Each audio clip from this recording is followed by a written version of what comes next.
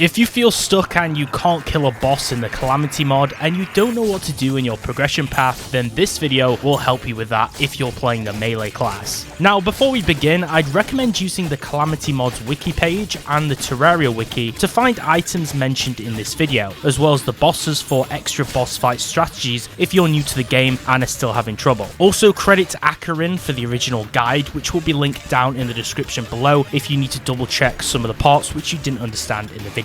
This is mainly going to be covering the progression path and also the gear setup that you're going to need to be running to defeat each boss. Since we're running T-Mod Loader, I'm going to recommend the mod Omni Swing. The reason being is because it enables auto swing and auto shoot for every weapon in the game, preventing mouse mashing and making the boss fights a little less stressful, so thank me later. Next up, I wouldn't recommend going against any boss until you found 15 life crystals. You can jumpstart this process and go through obtaining them a little quicker in space by looting inside the small planetoid rocks, which can be reached using gravity potions. So, for the King Slime boss, you're going to want to use the enchanted sword as well as the Wolfram armor set. You can find an enchanted sword with a low chance by finding an enchanted shrine on top of the previously mentioned planetoids. As for accessories, the Feral Claws, Hermes Boots, Rover Drive and Fungal Symbiote are great items here. For extra mobility, the Cloud, Blizzard or Sandstorm in a bottle for double jumping is also vital. We're going for mobility in most of these fights and we're going to be switching the items around just a little, but I'll mention when we change our gear per boss fight. Now the next boss, the Desert Scourge, can be beaten with the same gear and it shouldn't be too hard of a fight. After this, we're going to try to down the Eye of Cthulhu, which can be a challenge for some players. The only change we're going to make at this point is to switch up our gear set. We'll be replacing the Wolfram set and switching it out for the Victide armor for this fight. Crabulon is next up in our checklist. I'd recommend switching out the Rover Drive item for the Shield of Cthulhu for this fight. For the Eater of Worlds, we won't make any major changes to our kit. This is also the same that can be said for our fight versus the Brain of Cthulhu if you're in the Crimson and not the Corruption, which will be the Eater of Worlds. Between this point, you'll be breaking Shadow Orbs or Crimson Hearts in either the Corruption or the Crimson. Breaking these will give a chance for the Goblin invasion to occur, which gives you access to the Tinkerer Goblin NPC for reforging. You can reforge your weapons and accessories here and try to focus on the menacing and the warding reforgers. 3 menacing and 2 warding reforgers is a good goal as the melee class because it has high defense stats. When we fight the Hive Mind boss, you're going to want to have molten armor at this stage. I'd also recommend having Frostbark boots for this fight. The Perforators boss comes in stages. We'll use the same gear but we'll utilize the Luxor's gift item in replacement for the Fungal Symbiote. We're going to use the Code 1 Yo-Yo as our main weapon versus the Hive, and then also a second weapon, the Flame Burst Short Sword against the worms in the fight. This is very effective, but you need to stay in close range to the worms for it to actually work well as it's a short sword. Before Skeletron, the Queen Bee boss should be next up.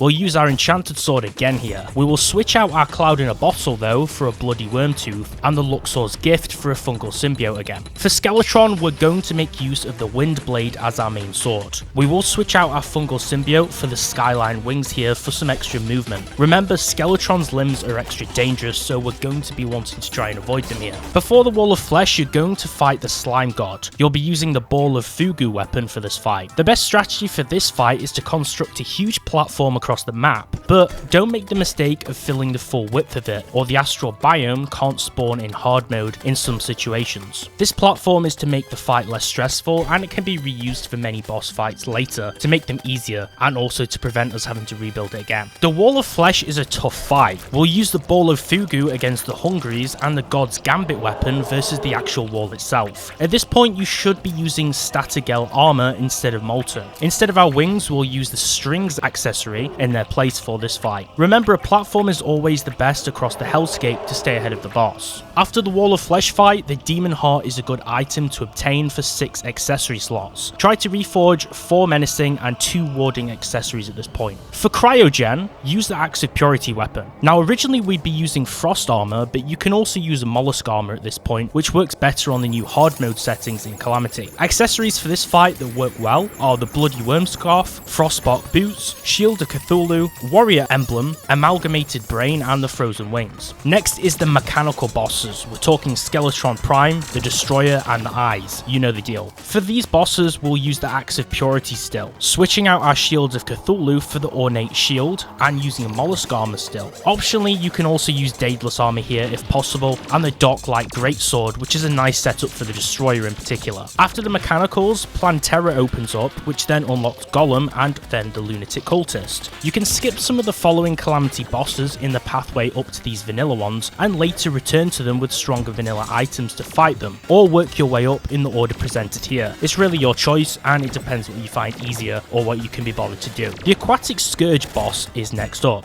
We'll be using the Dark-Light Greatsword with Daedalus armor with the Ankh shield to replace our Bloody Worm Scarf. And then we'll use this exact same setup when we next fight the Brimstone Elemental boss straight after this one. For Calamitas, we're going to use the Ponage Hammer for the main boss and his spawning brothers, and the Sulphurous Grabber weapon versus the Soul Seekers that spawn. This main hammer weapon does a great deal of damage versus the main boss, but it lacks versus the alternate spawns. We want to use the Angel Treads in this fight instead of Frostbark Boots, and switch our Warrior Emblem out for the strings depending if we're using our second weapon, and the Amalgamated Brain can be switched to the Yo-Yo bag when using the weapon 2 also. These changes are solely just to maximize the damage, and if you choose to use a singular weapon of the two, then your choice will optimize their damage output. I'd recommend not swapping out your items unless you're just going to use one of them, because otherwise it'll waste too much time and it'll be kind of tough to do that mid-fight. The boss fight platform also works well here to fight this boss, and a Blessed Apple mount works wonders here to move around.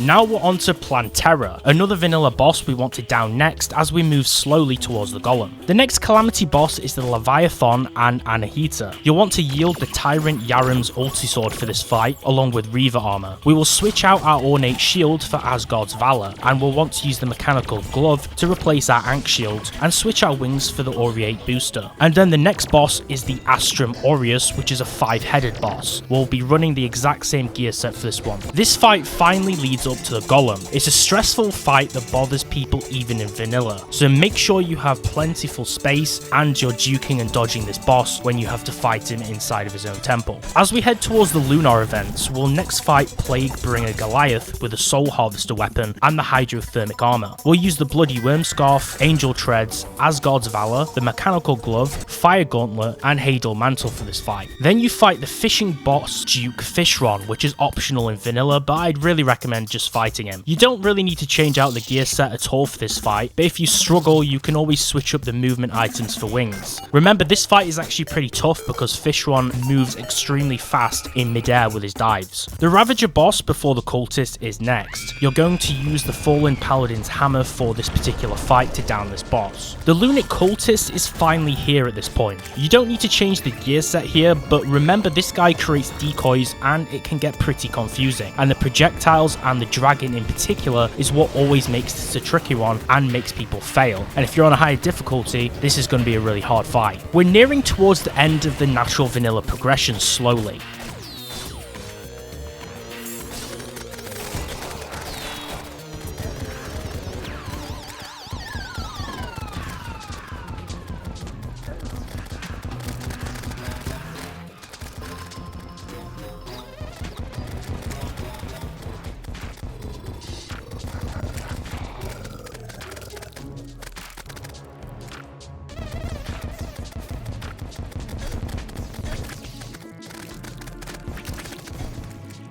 Fighting next, the Astrum Deus boss with the Tenebraeus Tides Trident. Now then, we're at the Moonlord, the last vanilla Terraria boss. We'll use two weapons here for two different purposes. We're going to utilize the Entropic Claymore versus the actual Moonlord himself, and then the Astral Blade Sword against the Moonlord's heart. We'll also make use of the Astral Armor gear set for this encounter. The Hadal Mantle should be the Hadarian wings at this point. The Astral Blade has the purpose versus the heart because it can be used to drain it due to its crazy damage output, but you're going to need to be much closer to the boss with it, which in turn adds a higher risk factor. The Moonlord's treasure bag could contain the Celestial Onion drop, which would take you from 6 to 7 accessory slots. Like before, we're aiming for being tanky as melee, so reforging 5 menacing and 2 warding accessories for this purpose is recommended. And we're getting pretty deep into our Calamity progression guide here, but post Moonlord there's actually still a ton of bosses to complete the Calamity mod. The next boss fight is the Profaned Guardians. boss. A boss engagement best done with the Terrarian Yo-Yo, which is an insane item, and also the solar armor. The accessory set we're using here is the Bloody Worm Scarf, Seraph Tracers, Asgard's Valor, Fire Gauntlet, the Absorber, Celestial Shell, and the Community. We'll keep this same consistency when fighting the Dragon Folly, which is a winged dragonkin bird which comes straight after the Profaned Guardians. After that fight, you're going to seek out and down Providence, the Profaned Goddess, an evil Flame Queen boss. It's best to defeat her either in the Hallow or the Underground, or Underground Hallow of course. This is actually because the drops in these biomes are exceptionally good. Now, if you choose the Hallow, bring the Rod of Discord with you. This is because the Holy Ray fire that the boss fires in this biome does a ton of damage and it sweeps across the entire width of the area. Then you will fight the Ceaseless Void using the Galactus Blade versus the Dark Energies in this fight, and the Stellar Striker versus the Ceaseless Void boss itself. We'll utilize the Terragon armor set at this point with the following accessories: Yaram's Insignia, Seraph Tracers, Elysian Aegis, Blood Pact, Fire Gauntlet, the Absorber, and Celestial Shell. Now, our second sword, the Striker, can drain the boss's health when it comes to a standstill if you aim at the boss to fire the rays at it from above. This does require you being at close range though to maximize your damage, which could make you take more hits. I'd actually recommend constructing a huge room in the dungeon itself when fighting this boss, because we can just reuse this later. The Stormweaver is next, and it's a boss that you want to fight with a Stellar Contempt hammer weapon. Then you'll make swift work of Cygnus, Envoy of the Devourer, which is a purple hooded phantom boss, which you're going to fight before we get to the Poltergast. And the Poltergast is the end boss of this segment. You want to use the huge True Tyrant's Ultisword Claymore for this fight, which looks absolutely legendary, and fighting this boss with this weapon is a really stylistic fight. The old Duke fight, a boss that looks just like Duke Fishron, can be fought using the Soul Edge weapon and the Terrorblade sword. Instead of Tarragon gear, we want to be wearing Blood Flare armor by this point, and you want to switch our Blood Pact accessory for the Flesh Totem and the Celestial Shell for the Community. The weapon choices are optional, but I'll say that the Terrorblade has a greater damage output, but it requires precise aim, whereas the projectiles of the Soul Edge are homing, which makes it much easier to rely on. This same strategy works for the Devourer of Gods boss, which comes straight after this fight, as well as using the same gear set. By this point, when we want to slay the Jungle Dragon Yaron, we will be using the Empyrean Knives blades, and we should now be equipped with the Godslayer armor. We'll use the Community, Elysian Tracers, Asgardian Aegis, Core of the Blood God, Dark Sun Ring, Elemental Gauntlet, and Rampart of Deities. The best mount choice for this fight is the Slimy Saddle. This is due to the fact that the movement is paramount during this engagement, especially when we're dealing with a flying boss. To fight the Exo Mechs, you want to use the Oracle weapon versus Apollo and Ares, and also the Dragon Rage, a staff blade versus Thentanos. You want to change your armor for Auric Tesla gear by this point. You'll be using the Yo-Yo Bag, Celestial Tracers,